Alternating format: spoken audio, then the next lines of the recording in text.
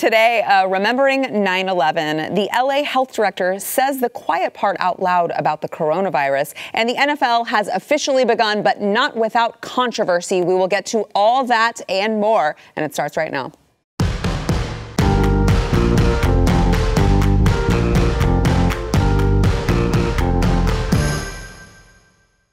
Welcome to the news and why it matters. I am Sarah Gonzalez, today unfortunately joined by this guy over here who I don't know why.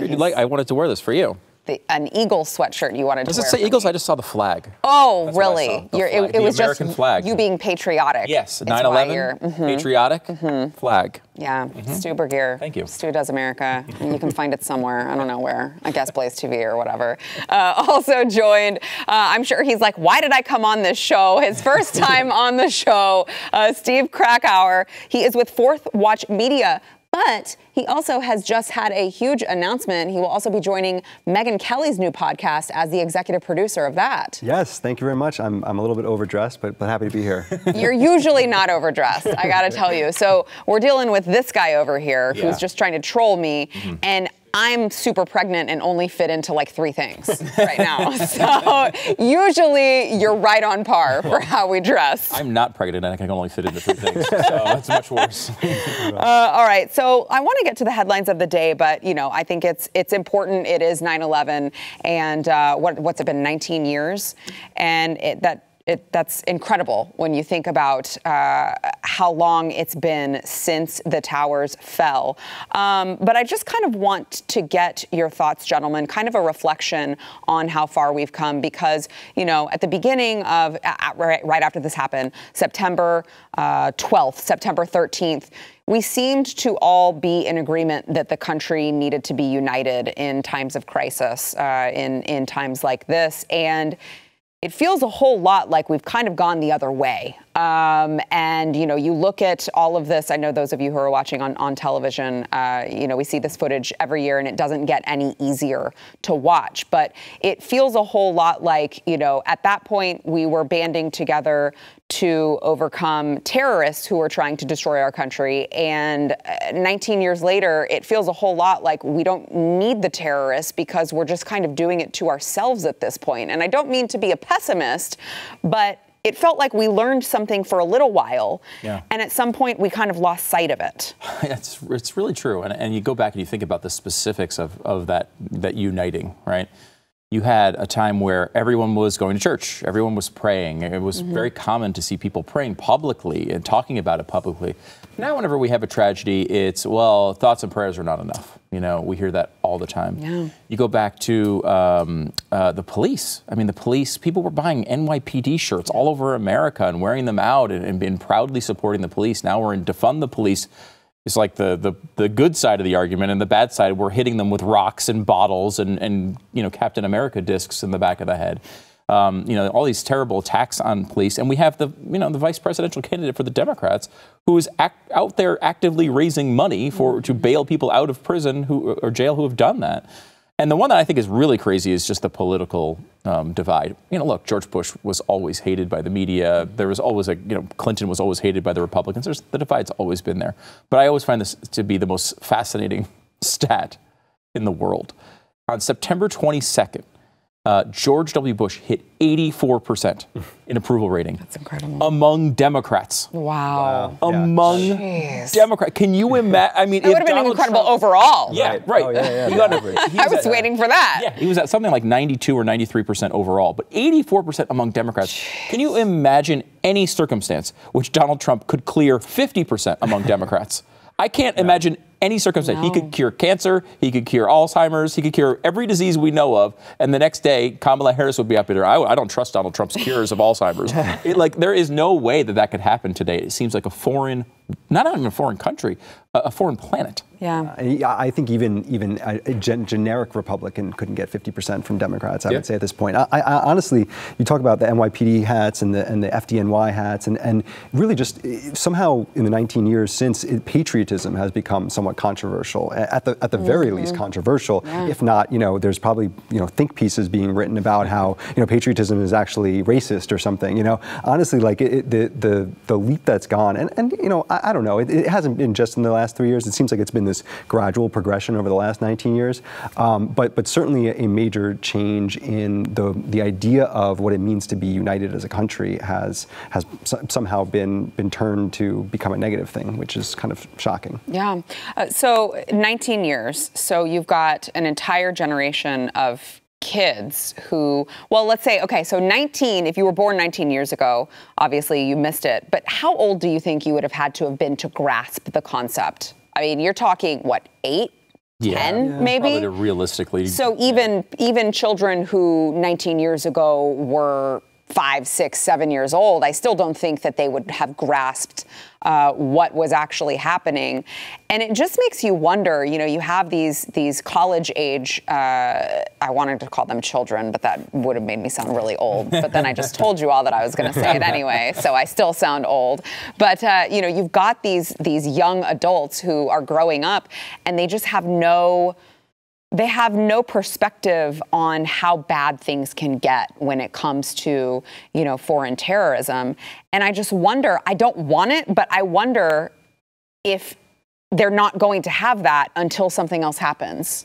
You know what I mean? Steve, you're nodding. No, I agree. I think that there's something that you know, and I was 18 when the, you know, planes hit. September 10th to September 11th really changed the idea of what was even thought possible to what does hatred of our country look like, you know? And I agree. I don't know if people who are, you know, 23, 24, 25 today even understand the scope of that, what the difference between what it felt like before and after in that sense. And I mean, I hope it doesn't take that. You know, hopefully, you know, people can kind of gain some perspective without reaching that level of it. But no, that is unbelievable, and it is kind of, you know, interesting. Just you know, fascinating that we were talking like about social media not being available then, right? And you think now, like, if social media was around then, would the same feelings that we have now that are kind of ingrained in us from that moment still be that way, or would it be this instant reflex that it often is on social media to like instantly take the other side or you know, go a different direction with it? Yeah. What do you think, Stu? I think that's a great point. I can't even imagine what it would have been like if we would have been down the Alex Jones route a lot faster in that incident. Well, that's true. I think, honestly, if that was more common back then. You know, I mean, I think, you know, this is the first election that someone who was born after September 11th can vote.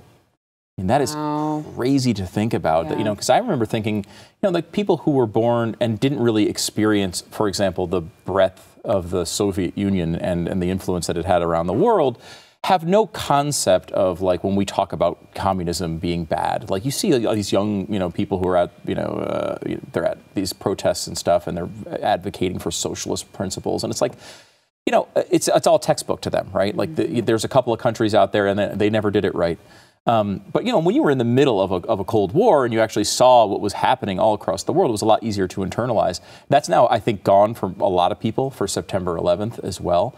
And, you know, you mentioned, like, they don't, with terrorism, they really have no concept of There's what none. They I mean, what's happened? I mean, yeah, there's mass shootings is probably as close, and that's terrible. But it's nothing like that. They're learning it in a different way, I think, with the pandemic, which is another thing where, like, you'd think this could never happen in the world. Like, you'd never think of, even if you just look at it just from the economic perspective, where country after country after country would shut down for a long period of time. It's a whole new thing. It's like I look back at it in two ways. Like, there really was a change that day where it felt like everything was kind of normal, and all of a sudden everything changed forever on September 11th. You know, but today in 2020, I look back at 2001 and I'm like, gosh, that was pretty great. Like, we had a couple of terrorists to worry about. Like, it seems like minor in comparison to what we're dealing with today on so many levels. Yeah. All right, let's get to the headlines of the day. So, good news, there's a new whistleblower report and whistleblower claims. So, in case you guys thought that we were done with the big circus dog and pony show, we are not.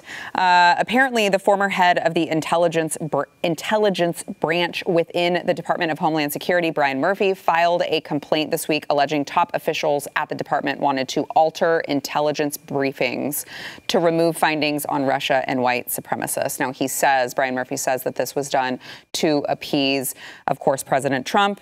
And he says that acting DHS Secretary Chad Wolf told him that National Security Advisor Robert O'Brien was the one who made the order.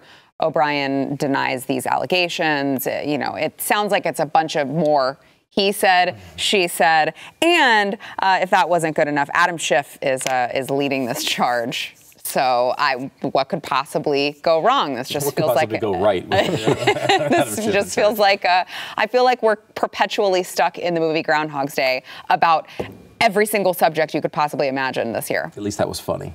Yeah. I mean, look. It turns out it's not funny when it's real life. No, it's not. I mean, Adam Schiff, he's a joke. It's amazing, though, that, like, they keep going down this road, right? This was something that you could... They came up with this idea that Donald Trump was, like, basically working for the Russian government in 2015. And they've been beating this drum now for 5 years, and it has not led to any fruit. There's no, that's a really mixed metaphor. Like beating a drum to lead to fruit. However that works, oddly, beating the drum didn't get them fruit.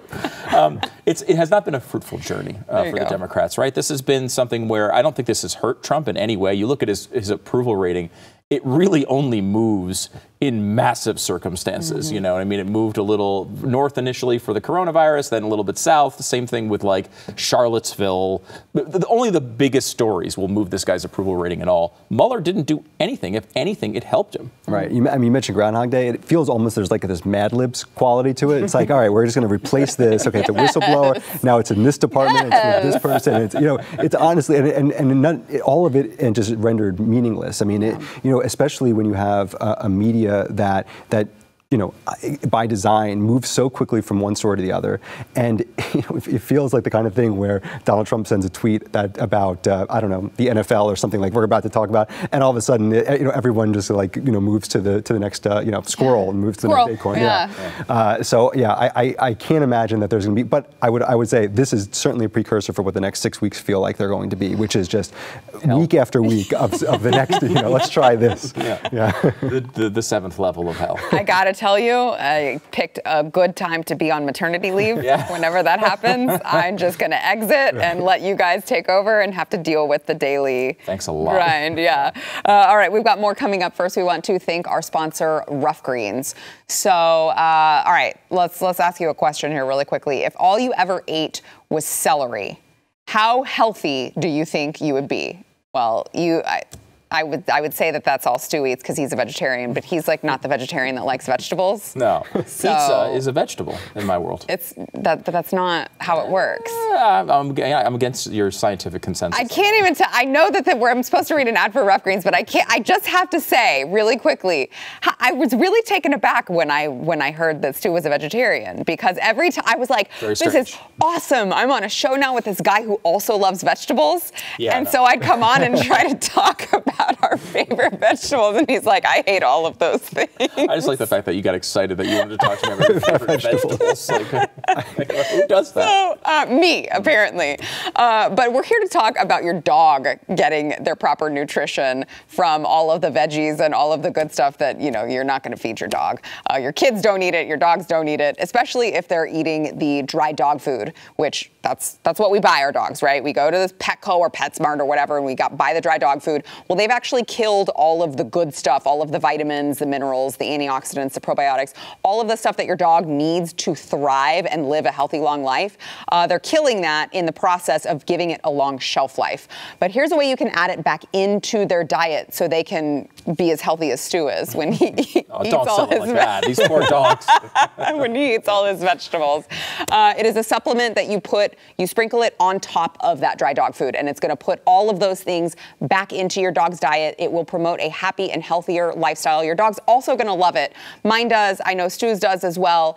And mine was a really, really picky eater, and now I know that she's getting the nutrients that she needs to be a pain in my behind all day long. You can take the Rough Greens 14-day Jumpstart Challenge today for $14.95. You will see the difference in your dog in those 14 days or less. All you got to do is go to roughgreens.com/blaze. That is RUFF greens.com/blaze. Back in a minute. Oh, it's good that we're back on air so we can stop talking about Taco Bell, because I don't know about that. I think this guy could go the entire show and just talk about Taco Bell. All right, so Los Angeles County's public health director predicted, now when I said at the top of the show They're saying the quiet parts out loud about coronavirus. We kept saying, this feels a lot like they're trying to put this on Donald Trump for November. It feels an awful lot like this is a political move. Well, the public health director there in LA County predicted that schools will not reopen until we're done with elections in November. She made the comments on a local television station, KCBS. She said, we don't realistically anticipate that we would be moving either to tier 2 of the reopening plan or to reopening K through 12 schools at least until after the election, after, in early November. Like when we just look at the timing of everything, it just seems to us the more realistic approach to this would be to think that we're going to be where we are now until we're done with the election. Until the That's first very Wednesday of the month. I mean, that's when we always start school, Wednesdays in November. Very scientific, obviously. It really does. It feels a lot like they're just saying the quiet parts out loud now at this point. Yeah, this is another time. I mean, she always seems to say things that she's asked to walk back. It's sort of interesting. Back in May, she predicted that that LA would be locked down. I think she said until August, and then she had to walk that back. Although honestly, they've been locked down a lot. She wasn't 100% wrong about that. No, it's like whether she meant it that we literally are going to we're locking down until then, or whether just in her mind she does it. But it's confirming what a lot of people I think are already thinking about this, which is that every choice that's being made, and we're in Dallas, there are different choices being made between school districts here. Right. If we're making choices based on political decisions, which is what people already kind of loosely feel, once you start saying these things, it just makes people, furious, and I think rightfully so. Still? Yeah, I mean, I think, this stuff can get out of control where you're saying every little response to the coronavirus is about politics. Like, people will reach and grab for everything. It's always about Donald Trump, and I don't think that's true, right? I mean, Donald Trump didn't close the economy for 6 weeks because he wanted to sink Donald Trump's election, right? There's a lot of things, I think, that make this into a separate story from politics. That being said, we're now 6 weeks away from an election, and damn, it doesn't feel like the Democrats are trying to now utilize this. My better example, maybe even at a higher level, would be the way the Democrats are treating this funding coming from the government. Yeah. Like, the Democrats have never opposed funding for anything in American history. It's never occurred. I'm a historian. I can point that out. I mean, maybe for the military. That's about it. Here they are, where the Republicans are coming to the table and saying, all right, how about $1 trillion extra? We need to get these people, the extra unemployment thing and help these businesses out. Which, for the record, I'm uncomfortable with. I think everybody's uncomfortable with how much we're spending. Yeah. We do understand that this is a different type of crisis, I think, where the government's told these people to shut their businesses down. You can't force them to shut down and then not give them any form of payment. However, that's what we're doing. Yeah. And why are we doing it? Not because the Republicans are opposing it, because the Democrats are opposing it. And yes, they passed a $3.4 trillion package in the House that they knew had absolutely no chance of surviving the Senate. And then they've just basically kicked the can down the road. And it's like now they're close enough to the election that they know if they dump $1 trillion into the economy right now, the economy is going to have a nice a sugar rush, and people will not be complaining about their economic issues before November. If they let this ride every day, more businesses close, more people are out of work, more people are suffering, more people are struggling, and the media goes along with them and says, well, the Republicans failed to advance the bill, rather than saying the Democrats blocked it. Yeah. So, do I think that every Democrat in America wants to hurt people for the election? No. Does Nancy Pelosi? She doesn't care at all. Why? Watch her walk through that hair salon and tell me she cares about the regular people out there. Yeah. Exactly. What are your thoughts, Steve, on the way that that the country, I guess Congress, has handled this? Because, as Stu said, we've spent a lot of money on this, but at the same time, you can't force these people to shut down their livelihoods and not give them any compensation. So it's difficult to find where the happy medium is for them. No, I think that, to the point, it's what's happening in D.C., but then also how is it being covered? And the framing of it is so important to it, because it's very clear where things are getting blocked and where things are getting presented. And actually, a media that would be interested in pursuing, the nuance of the matter would go and tell us exactly what's happening, when that's not the case. Every step of the way, you talk about the framing of blocked versus failed to advance. It's small things like that are just trying to mask the reality of the situation. And I think this is a symptom of certainly the last 3 years, but also honestly, it's been going like this for a while now, and it's only getting worse. And certainly as we reach an election year, reach an election day, it's just going to continue to go down this path, unfortunately. Do you think there is after election day? Do you think, let's say that Donald Trump wins, let's say that Republicans don't just get slaughtered. Will Republicans return to the party that cares at all about conserving money, or are we just no one cares about that anymore? I think it's got to depend on the situation, right? Yeah. But yeah, no, I feel like we spend money on the things that we really like. Yeah, right. But the other stuff don't spend money on.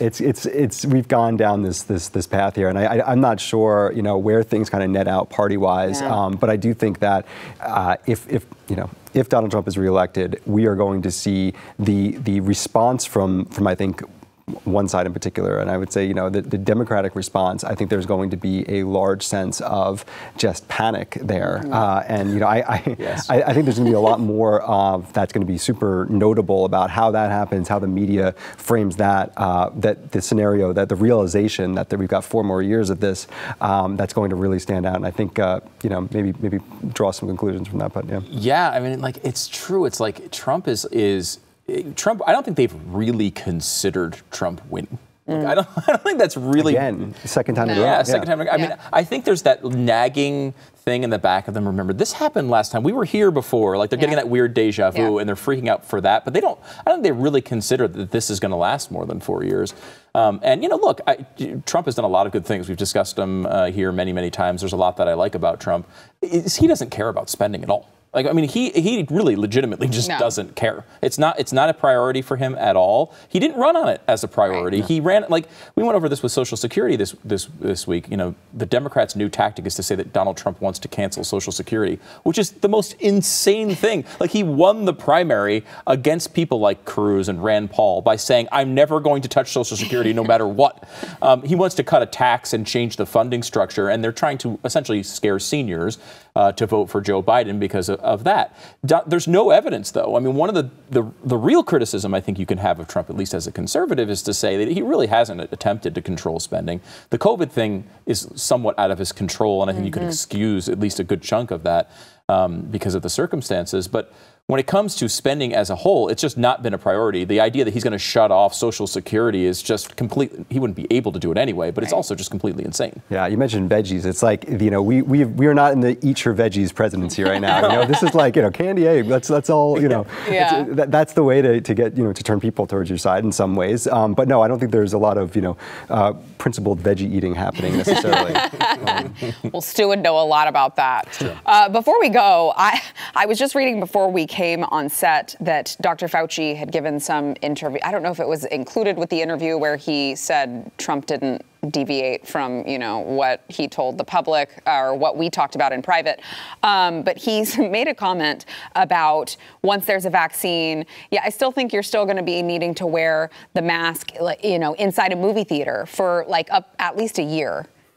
And I was like, I just I can't even begin without my head exploding. The only thing I could think, that would... I didn't hear this interview, but I will say that the only thing I can think of in that is that he's assuming it's going to take a while for people to get the vaccine. So we have a vaccine. He said if everyone gets it, and let's say it's, I think it would be, if you said it would be 70% effective, that probably is a little bit high. I think he said maybe 50 to 60% effective. And so everyone would need to get it, and then we'd need to measure, the efficacy, but we're still needing to wear the masks. I mean, look, I had to see a little bit more on that one. Go ahead, Fauci apologist. Go ahead. Let me give you my Fauci apologist routine for today. I didn't know that you were a Fauci apologist. Oh, just wait, Steve. I don't think I am, but they like to call me the son of Dr. Anthony Fauci. Okay. I consider myself a little more Burkean in my approach. Okay. But I would. You wish. Yeah, of course. But no, with Fauci, the one thing I think is interesting when it comes to politics and the coverage of this is Fauci has an innumerable amount of times done exactly what you just kind of brushed over there, which was hey, Donald Trump didn't say this terrible thing that they're saying behind the scenes. To be fair, I did not brush over it yesterday. I covered it on the show. I know. I'm just torturing you. Just like the hoodie, I'm torturing you. Yeah, thanks. You know, he has done that a lot of times, and an odd amount of times for someone who is in the position at some level where he's got this exalted media sort of credibility where anything he says will dissolve a criticism. So many times Trump has been criticized for, oh, he doesn't care about this, or he's going against these restrictions. And Fauci keeps coming out publicly on CNN and saying, actually, Trump listened to everything that we said. Right. And it's like, well, I think that's an interesting part of this, because Fauci really could have taken this 80% approval rating he has nationwide and walk into a publisher and get a James Comey book deal before the election and been out there the entire time. Say what you want about the way Fauci's handled this, and I think there are criticisms, even though you can say he's my dad. But there are criticisms, and I have problems with some of the stuff that we've done. But he must actually care about this, right? He must be there thinking that he's doing the right thing, because he could have made himself so much money by going to the media, by taking high-paying consulting gigs. You know, the guy had a role way back in the day in HIV, and he, was big in that whole research project and trying to find a vaccine for that, which, by the way, we didn't. But he could have gone to any big tech or big biotech company in the world and been paid multiple millions of dollars a year as a consultant. The fact that he stays there and the fact that he publicly goes out and defends Donald Trump on TV is remarkable. I mean, he's an oddball. I'll say that in our media culture. Well, not to take away from Stu's point, I'm not going to say he doesn't have a point, but I will just offer up to you, Steve, that there's a very long time since 15 days to slow the spread. All of a sudden now, well, you have to wear masks up to possibly a year after we have the vaccine in a movie theater. Well, and masks were certainly originally said we should not be wearing masks, and there's lots of quotes from Anthony Fauci and from others who are saying we should not wear it. Look, I think one of the most interesting things about the media coverage of Dr. Fauci, because as you say, he's like the god to the media. The only thing they think he's not telling the truth about is what he really believes about Donald Trump. It's amazing. They just keep asking. I was shocked. He was on Good Morning America. George Stephanopoulos again asked him, what's really going on behind the scenes? It's like, just believe me and move on. Like, how many times do I have to answer the same question 6 months into a pandemic? They think they're going to get him, and they may. And look, they may. I mean, but the fact that he's not doing it before the election is kind of amazing. You kind of thought there was going to be this big tell-all book, a big interview, something where he would come out. It's Comey, right? Like, Comey comes out, he's going to come out and he's going to, he acts like this guy in the middle with all this credibility. And, when he has a chance to exploit it, he does. And that's happened so many times. We could go through an entire bookstore and find nothing but anti-Trump books from insiders. And for whatever reason, Fauci's still on TV defending the guy, which is like, he could barely get his family to defend him at this point. He's got family members releasing books against him, and Fauci's out there defending him. I think we figured out the October surprise. Yes, there you go. Oh, no. There it is, right there. Thanks a lot for putting that juju out there, Stu. He said it. I didn't say it. All right, we got to take a break. Back in a minute. It's his fault. Blame him, America. Fauci defender. I like it.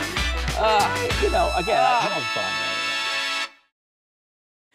All right, switching over to the NFL. I'm sure these guys can't wait to talk about the NFL, which has finally started. Thursday night's game between the Kansas City Chiefs against the Houston Texans, of course, became political. There were some fans that were booing. When they all stood, there was a moment of silence for racial equality, which, is just, let me just get something out of the way here. Is there anyone at this table who does not believe in racial equality? I'm for it. You are for it. Okay. See, that's shocking because you guys and say I also am for it. See, but you're two white men, so I feel like it's shocking that you would be for racial equality, but here we are, and everyone at this table can just agree that racial equality is a good thing. It's kind of like the way that we've been operating for a while now. Yeah, it's always been a goal, right? I would like to end racism. Also. Would you? That's because you saw that in the end zone last night? Well, Is that why you're doing I had that thought before, but I couldn't verbalize it. And then I saw it, and I was like, that's the move. Some fans were booing, and it just got a little awkward. And then Chris Collinsworth, one of the announcers, said this. I feel like I have to start off by saying I stand behind these players 100%. 100%. What they're trying to do is create positive change in this country that, frankly, is long, long overdue. So let's just get that out of the way and go call a football game. Get that out of the way. Now we're good and we don't have to talk about it again. Now, I will say, full disclosure, I have been hit kind of hard by our audience in previous years when I was openly like, I'm still watching. I'm still watching the NFL. I'm still watching football. I'm not going to stop watching because of the stupid knee stuff. I don't agree with it, but this is like my escape and I'm still going to watch it.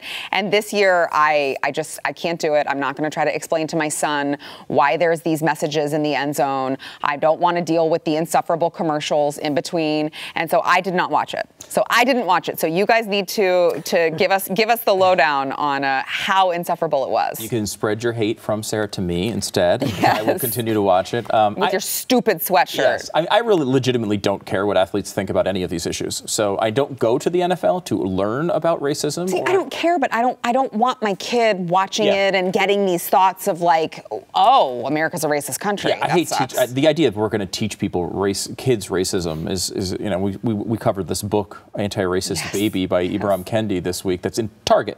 Freaking Target, teaching anti-racist nonsense, because the anti-racist thing is different than saying you're against racism. Right. It's like an actual belief system. Ibram Kendi, just, you know, go into his views and, you know, they're way out there. But I actually had this scenario with my daughter last night during the game, because she wants to watch the national anthem, because there are two, you know, girls singing, and I don't know who they were, but they had very nice voices. So she had two questions during it. One, because they showed the Chiefs, right? Chiefs, every single person on staff and players, every single person except one was standing. There was one person taking a knee. I didn't catch who it was. She asked me, why is he doing that? Why is he on his knees, or why is he different? And I said, I don't know. Maybe he doesn't know the rules. I thought that covered it, right? That's a pretty good answer. And then they showed the two women singing, and they were singing their beautiful voices. And she said, "Why are those people on their shirt?" And they had Breonna Taylor and George Floyd on their shirts. I said, "I don't know. Maybe they're their friends." You don't know? I don't know. I don't actually know who the artists were that were singing. So I didn't either. Maybe they were their friends. Maybe they were their friends. That is a very kid-friendly answer. That's a good dad. Good dad. I was basically just avoiding having to act. But again, like, I think you can go down these roads. Like, you know, I started it a little late, not really intentionally, but I really liked it. I fast-forwarded through a lot of nonsense. I'm there for the games. I, of course, agree with the goal of ending racism. We're all pretty much there. That one seems obvious to me. But we've gone to some other weird place here where, you know, for some reason, we have to have this in every single thing that we, you know, that we look at. You know, we don't get an escape anymore. That's why. Collinsworth thing, right. The Collinsworth thing is a perfect example of this. I have no idea what Chris Collinsworth actually thinks about these issues, but he expressed it how everybody really feels, which is like, all right, let's get this out of the way. We're not racist. Okay, back to the game. That's what they want to do. Honestly, when we were watching that, and you were talking about Ibram Kendi, I was wondering, like, what does Ibram Kendi think of this kind of comment? I mean, is this actually anti-racist? I don't think it is. Good enough for Ibram Kendi. I can guarantee that. It's just so funny. We've reached this point now where we're going to dissect. Okay, so all the Chiefs stood, but one didn't, which actually was, you know, most NBA players kneel. Yeah. Then the other team, the Houston Texans, all stayed in the locker room. So we don't know when they were there what they were doing back there. Right. Some were probably kneeling, some were not. We don't know. And then they now are playing the Black national anthem during the NFL games. And the Texans, they did their moment of unity together, and then they went back to the locker room during the Black national anthem. Why? I don't understand. Well, the reason was because they didn't want to make it seem like they were, you know, in the locker room for the national anthem, but not for the Black national. So all of the signaling choices, all the things that we have to, like, the sort of the color commentary for the things that are not related to the game. By the way, the Chiefs won. That's all I can. And they were dominant doing it. Because like the Collinsworth thing is like the equivalent of the Instagram black box, right? Yes. It's like, well, I guess we have to post this or people yell at us. I think that's the way this works. You know, there's no reason to believe Chris Collinsworth is a racist. Why are we assuming it? Like, why does he need to say that he's not a racist? Like, it's a ridiculous standard. And I can understand why people wouldn't watch it. I think, like, back in, let's say, 2016, you know, Colin Kaepernick is kneeling, and I've made this argument on the show before. We're like, why are you blaming the league, right? Like, Colin Kaepernick's one person. He's like one of 5 people in the league who are kneeling, and he also isn't in the league anymore. Like he actually, like the big complaint is supposedly he was so wonderful of a player that he should be back in it. I totally disagree with that idea. You know, the fact that the league is embracing it, at least in week 1, which they've kind of signaled we're doing this for week 1 and then we're going to play football. We'll see if that's true. But again, I think like the idea of an organized boycott is always something I think is silly. I'm not a boycott guy at all. But if you're not enjoying it, and this is what you're expressing, like if you're not enjoying something, then you don't have a loyalty to the NFL. You don't owe the NFL your viewership. If you're not having a good time watching it, you shouldn't watch it. I just refuse to let these players take away something that I enjoy. They're not going to make my decision on whether I watch or not. But if it comes to a point where I'm like, well, you know what, this isn't fun anymore. Then it's not fun anymore. And honestly, I think so many things, the commentary surrounding it is actually even worse than the thing itself. I personally don't even really have much of a problem with players kneeling. They want to kneel, they kneel. But it's so much about, well, why does that have to be this gigantic focus? Why is that the lead story? Oh, okay, this one kneeled and this one did. I mean, it's the commentary that comes out around it, the politicization of the game, when really it's like, make your choice, kneel or not kneel, and whatever you want to do, and then let's play football. It becomes this overarching theme about everything. And the commercials in between. I'm like, oh my, okay, for the 100 millionth time, I get it. Black Lives Matter, you guys love it. That's great. I think Black Lives Matter too. Can we just put that to bed and move on? It's just insufferable. And it's become the entire presentation. Because I'm with you. Like I literally don't care how, if people want to kneel, they can kneel. Yeah, I don't agree with it, but I don't really. I'll question their, some of the ways they came to some of these decisions and such. But that's okay. I think we keep going for this world where we're going for this, racial equality, and I totally, obviously agree with that. But what I really want is racial irrelevance. I want it to not matter to anyone. I thought we were told by Martin Luther King that was the not goal. only that, we used to have colorblind casting as the standard bearer. This is what real diversity is. Now colorblind casting is actually considered racist. We need to see color more. That's a great point. It's very strange. It is. It's 2020, so everything is strange these days. All right, we've got more to come. Back in a minute. So bizarre. But it's just the whole theme of the entire. The NBA is all right, so we talked about the election earlier. So before we go, we got to touch on Joe Biden anytime Joe Biden is in the news. I think we did a Joe Biden gaffe yesterday, but he's the gift that keeps on giving. And he had his national press secretary go on with Brett Baier, which I thought that Brett Baier did a great job, a very fine job trying to ask the questions. I think he asked him at one point what Joe Biden would have done differently during the coronavirus pandemic, to which TJ Ducklo, the press secretary, did not have an answer. It was just like, look, I see what you're trying to do here. Okay, yeah. I mean, I'm not going to agree or disagree on whether or not Trump made the right call shutting down the borders. I mean, it was just, it was ridiculous, right? Just, deflecting. And then he also asked the question whether or not Joe Biden uses a teleprompter for his interviews. And here's a little bit of that exchange. Has Joe Biden ever used a teleprompter during local interviews or to answer Q&A with supporters? Brett, we are not going to engage. This is straight from the Trump campaign's talking they're points. using it. And what it does, Brett, is it's trying to distract the American people. They're using it. They talk about it every day. Can you say yes or no? That's because they talk about it every day, Brett, because they don't have a coherent Well, you have strategy. an answer. Yes or no? Brett, they talk about it every day because they don't have a coherent argument for why Donald Trump deserves re-election, deserves 4 more years. We know that he lied to the American people. We know that he has not shown leadership during this crisis, and they are desperate to throw anything they can against the wall to try to distract from that fact. I understand, but you can't answer the question.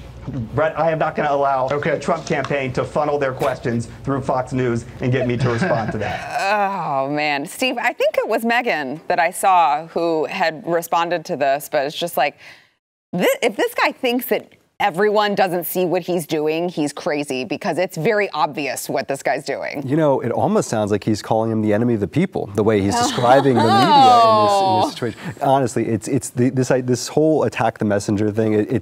I don't know how he can think that that's a good strategy. Honestly, I mean, it comes across so transparently. Just he's ducking the question, and over again, you just try to deflect it and try to blame the Trump campaign, who's literally not involved in the interview. It's a journalist interviewing a campaign spokesperson. Look, it's a very strange strategy. It seems to be actually the kind of thing that a lot of Democrats do when they go on Fox News. And it reminded me honestly of this amazing clip from Tommy Viator from Bret Baier, where he's asking him about Benghazi, and he goes, "Oh, dude, that was like 3 years ago." It's like, oh, well, so when you answer the question, no, you just deflect and deflect and deflect. Yeah. Awful strategy, and frankly, it's kind of the way Biden has been meeting the press in a lot of instances. Stu, I want to get your thoughts, but I want to play first. While we're discussing whether or not Joe Biden uses a teleprompter and why they won't answer the question, I just want to play Joe Biden speaking with Jake Tapper about the nickname Slow Joe. Watch. Just look at us, okay? Just look at us. Who seems to be in shape? Who's able to move around? This idea of, Slow Joe. I shouldn't laugh about it because, anyway. Donald Trump, just look at us both, watch us, and determine whether or not you think I'm misleading anyone. Not you personally, but the public. Look at me, judge me based on... Oh, it's painful. It's physically painful to watch, Stu. I have a 1978 MG, British-made. And when you step on the gas, it doesn't really go sometimes. Like you press it and it's supposed to go forward and it doesn't. And that's Joe Biden's brain. Like there's times where he thinks he's about to hit the accelerator and it just doesn't catch. Something in the engine just isn't running anymore. Those are weird moments. That one, they vary from me from funny, which that one was, to sometimes really scary. Like sometimes you're thinking this guy could be president of the United States very easily, and he can't get through the most basic interactions with human beings regularly. It's a low bar I'm setting here. I don't feel like I'm being unfair. It honestly feels also like there's some level of over preparation maybe or something that's happening, because honestly I've seen him ask the same question so many times and he always does it by, it's like he's told, okay, first you laugh, all right, laugh about it, okay, then you say, oh, watch this. It's like, why don't you just answer a question? Why do you have to why his campaign has to dissect every press appearance? I mean, because he does so few of them. Right. And, we get stuck with these things that just honestly, it looks like it's something he's trying to, frankly, recall a teleprompter almost in his head of like, what's the script here? How do I answer this? Instead of just talking. It's really a struggle, I feel like. He's developed a tactic too where he laughs or says, come on, man, or whatever. He has these tics where he goes to when he realizes he doesn't know where he's going. And then you could see it in effect there. He gets a little lost. He's maybe trying to remember a talking point. So he just kind of like laughs and says, I better stop. Well, no one's asking you to stop. This is not the debate where the bell's going off. You're just in a conversation. Speaking of, can't wait for the debate when the bells are going off. I know. Anyway, there's your Joe Biden amusement for the day. You're welcome, America. Back in a minute. It's just like the way they keep laughing. Hey, before we go, those of you who are watching, maybe you're watching on the YouTube live stream, maybe you're watching on BlazeTV, Facebook, whatever the case may be, if you have not yet subscribed to the audio podcast, make sure that you go over there and do that wherever you get your podcasts. Show us some love, subscribe, and rate it, and then review it. But Stu, you keep bringing in your peeps who are like, it's great, whatever. And I'm like, this on this show, on this podcast, all over the place. What have you started? It's just what a dumb person I am that my catchphrase somehow became, it's great, whatever, as if people don't even like the show. But they're all over. They're over my wife's podcast. Soon they'll be over Megyn Kelly's podcast. It's great, whatever. They love it so much they go to our shows and it carries over. And then before we go, Steve, tell everyone where they can find you. Yeah, you can subscribe to the email newsletter, fourthwatch.media, free, and Fourth Watch podcast as well. I have a podcast where you can say it's great, whatever. So rate and review, subscribe to that podcast as well. You're giving them the invitation to do that, and you're going to be sorry that you did. I'll take it for now.